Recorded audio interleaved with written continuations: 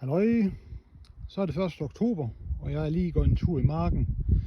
Og det er fordi, jeg vil lige prøve at vise jer noget her. I foråret, der startede jeg op med det, man kalder for pløjefri dyrkning.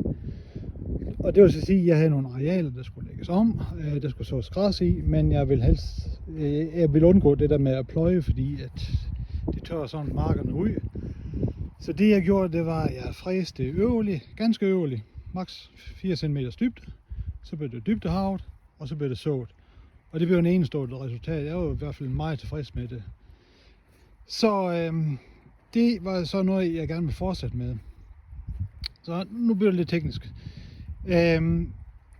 Vi har vores marker, det er det, man kalder for marker i omdrift. Og det vil så sige, efter, jeg tror det er 5 år, så skal en græsmark lægges om.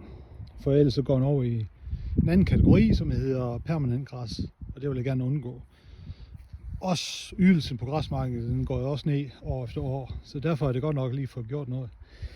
Men det der er i, det er, at man skal lave en mekanisk behandling. Det er altså, at man kan pløje, man kan nedvæse med Roundup og så harve. Der er forskellige metoder. Jeg vil så gerne fortsætte med den metode, jeg har begyndt med fræsning. Og det der i, det er, at man må ikke så græs efter græs. Der skal være en anden hovedafgrøde indimellem. Og det er så det, mange af os, der producerer hø og vrap, vi bruger så havre som en hovedafgrøde. Og det vil så sige, at vi så havre ud sammen med græsfrøene. Og så er det så havren, der er hovedafgrøde, og når det så er høstet, så er vi tilbage til en græsmark igen. Det næste, det så er, at den her mark, jeg står på her, den skal lægges om til foråret, eller det seneste, det er til foråret.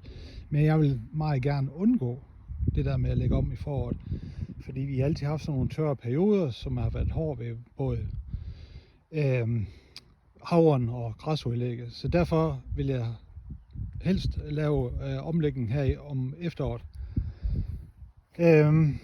Så som I kan se her, efter vi har taget anden slæt, så fræser jeg marken øverligt. Og efter 8-10 dage, tror jeg det var, så blev det så dybdehavet. Og så fik jeg sået. Så var det så næste spørgsmål, det var, jamen hvad har du så brugt af hovedafgrøde? Fordi nu er du jo i efteråret, og så skal du have noget, der er vinterfast. Så derfor kan man jo bruge rug, man kan bruge hvede, man kan bruge vinterbyg, men det kan jo ikke rigtig bruge til noget til næste sommer. Så derfor har jeg været i Tyskland og hentet noget vinterhavre, og det er så det, jeg har sået i. Så nu har jeg en mark med vinterhavre og græsudlæg lavet her i efteråret. Og som I kan se, det prøver jo ganske fint. Hvis vi prøver at gå ned her, der kan man tydeligt se havren, og man kan også se græsudlægget. Der er også lidt ukrudt, men det kan man jo ikke undgå, uanset hvilken dyrkningsform man bruger. I kan se, der er lidt planterester, hist og pist stadigvæk. Men det er jo sådan noget, ormene de kan gå og arbejde i her gennem vinteren, og så er det jo væk til foråret. Men jeg synes nu, at resultatet det er rigtig fint. Og jeg glæder mig til at se, hvordan det der vinterhavre, det vil arte sig hen over vinteren, når vi begynder at få frost og sådan noget.